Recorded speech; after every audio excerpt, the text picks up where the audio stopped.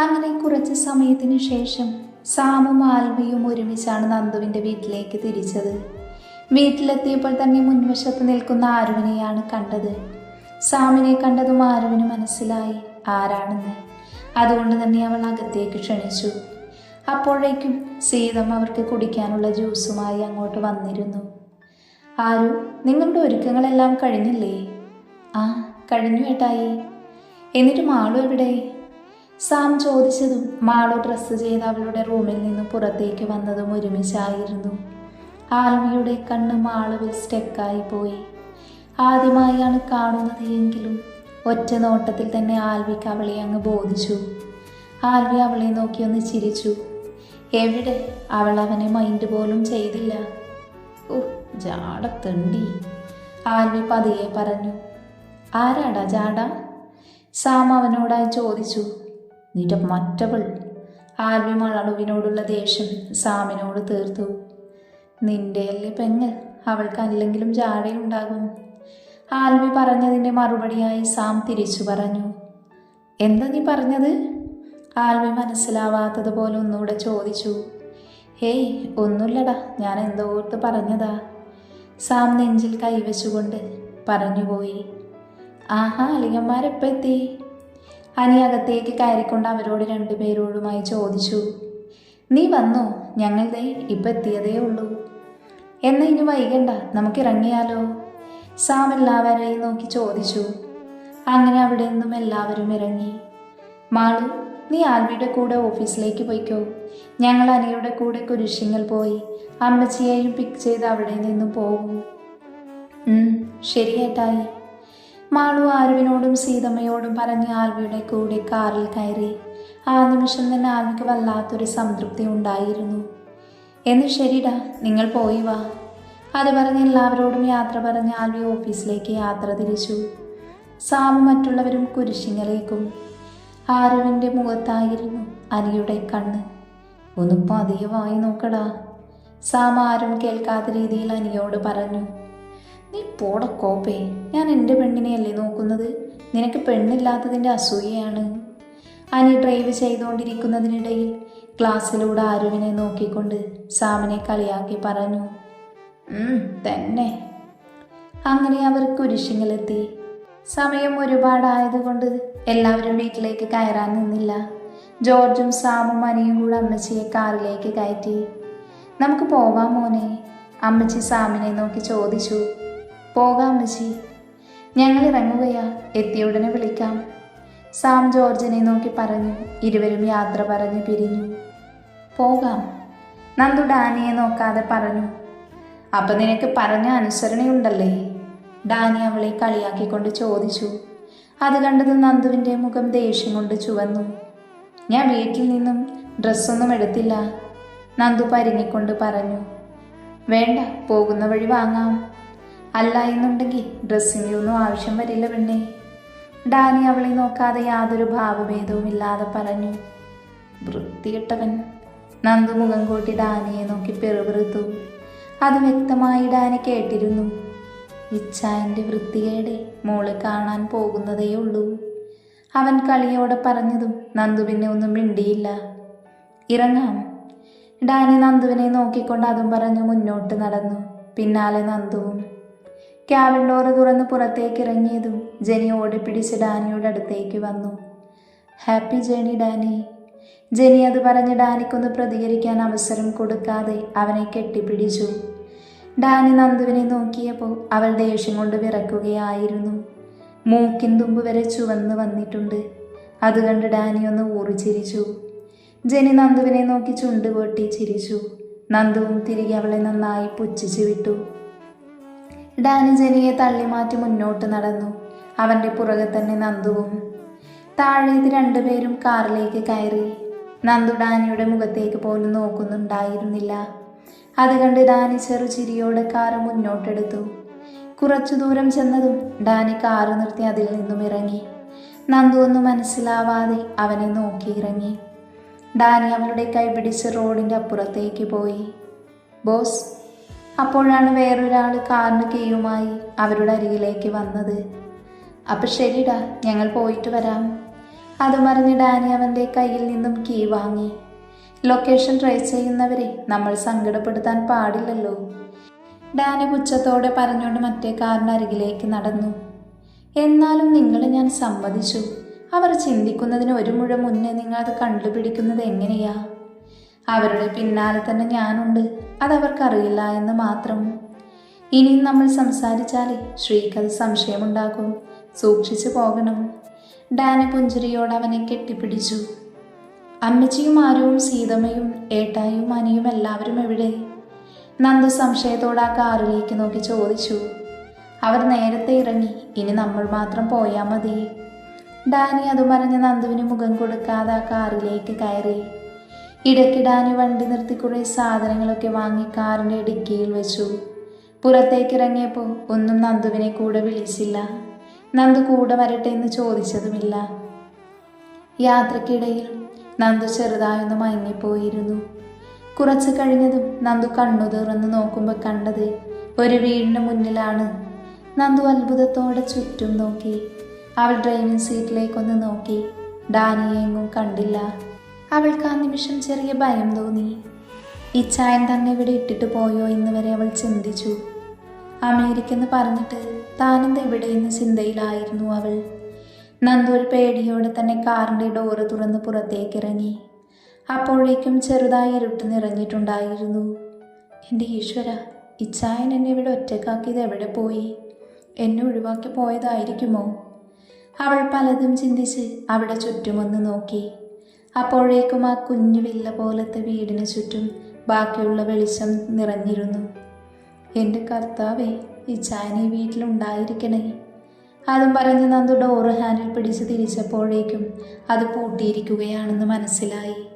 നന്ദു സംശയത്തോടെ ചുറ്റും നോക്കി. അപ്പോഴുണ്ട് അവിടെ സെറ്റ് ചെയ്ത കുഞ്ഞു ഗാർഡൻ അവൾ കണ്ടത്. അവൾ ആകാംക്ഷയോടെ അങ്ങോട്ടേക്ക് നടന്നു. അവിടുത്തെ ബെഞ്ചിലിരിക്കുകയാണ് ഡാനി. പിന്നിലെ കാൽ പെരുമാറ്റം കേട്ട് അവൻ തിരിഞ്ഞു നോക്കിയപ്പോൾ സംശയത്തോടെ തന്നെ നോക്കി നടന്നു വരുന്ന നന്ദുവിനെയാണ് അവൻ കണ്ടത്. എന്നെ കാറിൽ ഒറ്റയ്ക്കിരുത്തി നിങ്ങൾ ഇവിടെ വന്നിരിക്കുവാണോ? നമ്മളെന്താ ഇവിടെ? നന്ദു ഒറ്റ ശ്വാസത്തിൽ തന്നെ കുറച്ച് ഗൗരവത്തോടെ ചോദിച്ചു. നിന്റെ ദേഷ്യം ഇതുവരെ മാറിയില്ലേ? അവളോട് ഡാനി മറുചോദ്യം ചോദിച്ചു. ഞാൻ അതല്ലല്ലോ ചോദിച്ചത്, അമ്മച്ചിയെയും കൊണ്ട് പോകണ്ടേ? നന്ദു ഡാനിയെ നോക്കാതെ പറഞ്ഞു. അവരൊക്കെ അവിടേക്ക് പുറപ്പെട്ടിട്ട് ഒരുപാട് സമയമായി. താൻ വണ്ടിയിലിരുന്ന് ഉറങ്ങിയത് കൊണ്ടാണ് പറയാൻ പറ്റാഞ്ഞത്. നീ നല്ല സുഖത്തിൽ ഉറങ്ങുവല്ലേ, അതാ നിന്നെ വിളിക്കാതെ ഞാൻ ഇവിടെ വന്നിരുന്നത്. ഡാനി അവളെ നോക്കിക്കൊണ്ട് പറഞ്ഞു. അപ്പം നമ്മൾ അമേരിക്കയിലേക്ക് പോകുന്നില്ലേ? നന്ദു സംശയത്തോടെ ഡാനിയെ നോക്കി ചോദിച്ചു. ഇല്ല, നിന്നോട് ഞാൻ ഇന്നൊരു കാര്യം പറഞ്ഞിരുന്നില്ലേ? ഇന്ന് നമ്മൾ ഒന്നായിട്ടായിരിക്കും, അല്ലാതെ ഞാനോ നീയോ ആയിട്ടായിരിക്കില്ല എന്ന്. ഡാനി അവളെ നോക്കി പറഞ്ഞതും നന്ദു ഡാനിയെ സംശയത്തോടെ നോക്കി. അയ്യോ, അങ്ങനെ പറഞ്ഞാൽ എങ്ങനെ? 1 വർഷം കഴിഞ്ഞ് ഡിവോഴ്സ് ചെയ്യേണ്ട എന്നോടൊപ്പം എന്തിനാ ഇങ്ങോട്ടേക്ക് വന്നത്? അതുമാത്രമല്ല, എന്നെ കാണുന്നത് തന്നെ സാറിന് ഇഷ്ടമല്ലല്ലോ. നന്ദു അത് പറഞ്ഞതും ഡാനി അടിയേറ്റതുപോലെ ഇരുന്നു പോയി. ശ്രീ, ഞാനത് പറയാനുണ്ടായ സാഹചര്യം അറിയാതെ നീ ഞാൻ പറഞ്ഞതൊക്കെ വിശ്വസിച്ചോ? ഡാനി ദയനീയമായി അവളെ നോക്കി ചോദിച്ചു. ഡാനിയെ കണ്ടപ്പോൾ പാവം തോന്നിയെങ്കിലും കാര്യമില്ലാതെ ഡാനി തന്നോട് ദേഷ്യപ്പെട്ടതോർത്തതും ഡാനിയെ ഒന്ന് ചുറ്റിക്കാമെന്ന് തന്നെ നന്ദു വിചാരിച്ചു. വിശ്വസിക്കാതിരിക്കാൻ എന്താ? ഞാൻ കേട്ടതല്ലേ സാർ പറഞ്ഞതൊക്കെ. സാറിന് എന്നെ കാണുന്നതേ ഇഷ്ടമല്ല. എങ്ങനെയും 1 വർഷം കഴിഞ്ഞ നന്ദു പറഞ്ഞു പൂർത്തിയാക്കും മുന്നേ ഡാനിയുടെ ശബ്ദമുയർന്നു. ശ്രീ, നിർത്തിക്കോ. ഇനിയും നിന്റെ നാവിൽ നിന്ന് ആ വാക്ക് വരരുത്. ഇനിയും നീ ആവർത്തിച്ച ഞാൻ എന്താ ചെയ്യാന്ന് എനിക്ക് തന്നെ അറിയില്ല. ഡാനി അലറിക്കൊണ്ട് പറഞ്ഞു. സാറിന് പറയാമെങ്കിൽ എനിക്കെന്താ പറഞ്ഞൂടെ? നന്ദു പൊട്ടി വന്ന ചിരി അടക്കിക്കൊണ്ട് അവനോട് ചോദിച്ചു. രാവിലെ തൻ്റെ സങ്കടം പറഞ്ഞപ്പോൾ അറിയാതെ ആൽവിച്ചായൻ്റെ വായിൽ നിന്ന് വീണതാണ് ജനീച്ചായൻ്റെ ക്യാബിനിൽ വെച്ച ക്യാമറയെക്കുറിച്ച്. പിന്നെ അവനെ വിരട്ടി അവനിൽ നിന്ന് ബാക്കി കാര്യങ്ങൾ അറിഞ്ഞപ്പോഴാണ് ഇന്നലെ എന്തിനാണ് തന്നോട് ഇച്ചായൻ ദേഷ്യപ്പെട്ടതെന്നും ഒന്നും മിണ്ടാതെ നടന്നതെന്നും നന്ദുവിന് മനസ്സിലായത്. നന്ദുവിൽ നിന്ന് മുഖം തിരിച്ചിരുന്ന ഡാനി പെട്ടെന്നാണ് അവളുടെ അടക്കി പിടിച്ചുള്ള ചിരി ശ്രദ്ധയിൽപ്പെട്ടത്. അത് കണ്ടപ്പോഴാണ് അവൾ തന്നെ കളിപ്പിക്കുകയാണെന്ന് ഡാനിക്ക് മനസ്സിലായത്. തനിക്കെന്നെ വിശ്വസിക്കാൻ വയ്യെങ്കിൽ വേണ്ട, ഞാനിനി നിർബന്ധിക്കുന്നില്ല. തൻ്റെ ഇഷ്ടം പോലെ ആയിക്കോ. ഡാനി വിഷമം അഭിനയിച്ചുകൊണ്ട് പറഞ്ഞു. അപ്പം പിന്നെ നമുക്ക് അവരുടെ കൂടെ പോകാം. എനിക്ക് അമ്മച്ചിയെയും ആരുവിനെയും സീതമ്മയെയും കാണണം. നന്ദു വളരെ കാര്യമായി തന്നെ പറഞ്ഞു. ഇന്നിനി അങ്ങോട്ട് പോകാൻ കഴിയില്ല. ഇപ്പോൾ തന്നെ രാത്രി ആകാറായി. നിനക്ക് വേണമെങ്കിൽ നാളെ രാവിലെ നമുക്ക് പോകാം. അവളെ പാളി നോക്കി ഡാനി പറഞ്ഞു. അവളുടെ മുഖം വിടരുന്നത് അവൻ അല്പം വിഷമത്തോടെ കണ്ടു. എന്നോടൊപ്പം നിന്നിട്ടും അവൾക്ക് അങ്ങോട്ട് പോകണമെന്ന്. ശരിയാക്കി തരാം. നീ തന്നെ പറയൂ, ഒരു ദിവസം കൂടി ഇവിടെ നിൽക്കണമെന്ന്. ഡാനി മനസ്സിൽ പറഞ്ഞു. എനിക്കൊന്ന് ഫ്രഷ് ആകണം. വാ. ഡാനി അത് പറഞ്ഞ് അവിടെ നിന്ന് എണീറ്റ് ഗസ്റ്റ് ഹൗസിനടുത്തേക്ക് നടന്നു. ഇരുവരും ഗസ്റ്റ് ഹൗസിനകത്തേക്ക് കയറി. ഡാനി കയ്യിലുണ്ടായിരുന്ന കീയെടുത്ത് അവിടെ ഉണ്ടായിരുന്ന ഒറ്റമുറി അവൾക്കായി തുറന്നു കൊടുത്തു. നന്ദു ആദ്യമായാണ് അവിടെയൊക്കെ കാണുന്നത്. അതിൻ്റെ ഒരു കൗതുകം അവളിൽ ഉണ്ടായിരുന്നു. ഡാനി വാതിൽ തുറന്നിട്ട് ഒരു വശത്തേക്ക് മാറി നിന്നു. നന്ദു സംശയത്തോടെ ഡാനിയെ നോക്കി. എന്താ താൻ നോക്കുന്നേ? ഫ്രഷ് ആകുന്നില്ലേ? പക്ഷേ ഫ്രഷായിട്ട് ഡാനി വേറെ ഡ്രസ്സ് എടുത്തില്ല. നന്ദു ദയനീയമായി പറഞ്ഞു. ആണോ? അങ്ങനെയാണെങ്കിൽ പൊന്നുമോളെ, ഈ സാരി തന്നെ ഉടുത്താൽ മതി. എന്തായാലും കുറച്ച് കുരുട്ട് ബുദ്ധി പ്രവർത്തിച്ച് ഉടുത്തതല്ലേ, അതുകൊണ്ട് ഇത് തന്നെ ഉടുത്താൽ മതി. ഡാനി പുച്ഛത്തോടെ പറഞ്ഞത് നന്ദു അവനെ സംശയത്തോടെ നോക്കി.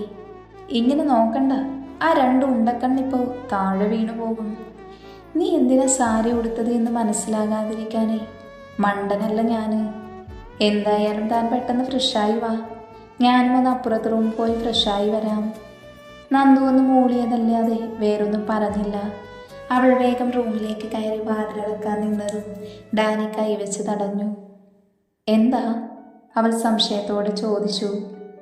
വാഷ്റൂമിൽ കയറുമ്പോൾ ഡോറടക്കാൻ മറക്കരുത്. ഡാനി ഒറ്റക്കണ്ണുറുക്കി പറഞ്ഞുകൊണ്ട് പുറത്തേക്ക് ഇറങ്ങിപ്പോയി. നന്ദു അവനെ ഒന്ന് കൂർപ്പിച്ച് നോക്കി അകത്തേക്ക് പോയി. റൂമിലേക്ക് കയറിയ നന്ദു അവിടെ മുഴുവനൊന്ന് നോക്കി. കുരിശുകൾ വീട്ടിൽ നിന്നും തികച്ചും വ്യത്യസ്തമായിരുന്നു. അവിടെ വൈറ്റ് ആൻഡ് ബ്ലാക്ക് ആയിരുന്നുവെങ്കിൽ ഇവിടെ മുഴുവൻ പിങ്ക് കളറിലാണ് സെറ്റ് ചെയ്തിരിക്കുന്നത്. റൂമിനോട് ചേർന്ന് തന്നെയായിരുന്നു വാഷ്റൂമും ഉണ്ടായിരുന്നത്. നന്ദു വാഷ്റൂമിലേക്ക് കയറി ഡോറടച്ചു. സാരിമാര് ഫ്രഷായി സാരി കഴുകി അവിടെ കണ്ട് ഡ്രൈ സ്റ്റാൻഡിൽ വിരിച്ചിട്ടു. എന്നിട്ടൊരു ടവലെടുത്ത് പുറത്തേക്ക് ഇറങ്ങി. എനിക്കിടാൻ വേറെ ഡ്രസ്സ് തരില്ല അല്ലേ? നന്ദു പിറുപിറുത്തുകൊണ്ട് അവിടെ മാകെ ഒന്ന് നോക്കി. അപ്പോഴാണ് അവിടെയുള്ള വാർഡ്രോബ് അവളുടെ ശ്രദ്ധയിൽപ്പെട്ടത്. അവിടെ കണ്ട വാർഡ്രോബിൽ നിന്നും ഡാനിയുടെ ഒരു വൈറ്റ് ടീഷർട്ടും ഒരു ബ്ലാക്ക് ഷോർട്ട്സും എടുത്തിട്ടു. അവളേക്കാൾ വലുപ്പമുണ്ടായിരുന്നു ഷർട്ടിന്. ഷോർട്ട്സാണ് മുട്ടിന് താഴെ വരെ ഉണ്ടായിരുന്നു. അവൾ ഡ്രസ്സ് ചെയ്തിറങ്ങിയിട്ടും ഡാനി അങ്ങോട്ടേക്ക് വന്നിരുന്നില്ല. എന്നാലും ഈ ചായനിത് എവിടെ പോയി? നന്ദു അത് പറഞ്ഞ് റൂമിൽ നിന്ന് പുറത്തേക്ക് ഇറങ്ങി. അവിടെയെങ്ങും ഡാനി അവൾ കണ്ടിരുന്നില്ല. നന്ദു നേരെ ഹാളിനോട് ചേർന്നുള്ള കിച്ചൺ സ്ലാബിനടുത്തേക്ക് നടന്നു. കോഫി മേക്കറും ഒരു മിനി ഫ്രിഡ്ജും ഉണ്ടായിരുന്നു അവിടെ. അവളത് തുറന്നു നോക്കി. ഒരു കുഞ്ഞു തട്ട് നിറയെ ചോക്ലേറ്റ് അടുക്കി വെച്ചിട്ടുണ്ട്. ബാക്കിയൊക്കെ ഫ്രൂട്ട്സും 1-2 ബിയർ ബോട്ടിലുമുണ്ട്.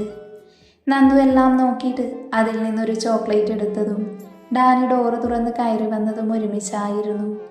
നന്ദുവിനെ കണ്ട ഡാനി അവളെ ഒരു നിമിഷം നോക്കി നിന്നു. തൻ്റെ ടീഷർട്ടും ഷോർട്ട്സും അവൾക്ക് നന്നായി ഇണങ്ങുന്നു എന്നവന് തോന്നിപ്പോയി. അവനെല്ലാം മറന്നൊരു നിമിഷം നോക്കി നിന്നുപോയി. ശ്രീ, തന്നോട് ആര് പറഞ്ഞു എൻ്റെ ഡ്രസ്സ് എടുത്തിടാൻ? ഡാനിക്ക് അവിടെ ദേഷ്യത്തോടെ ചോദിച്ചു.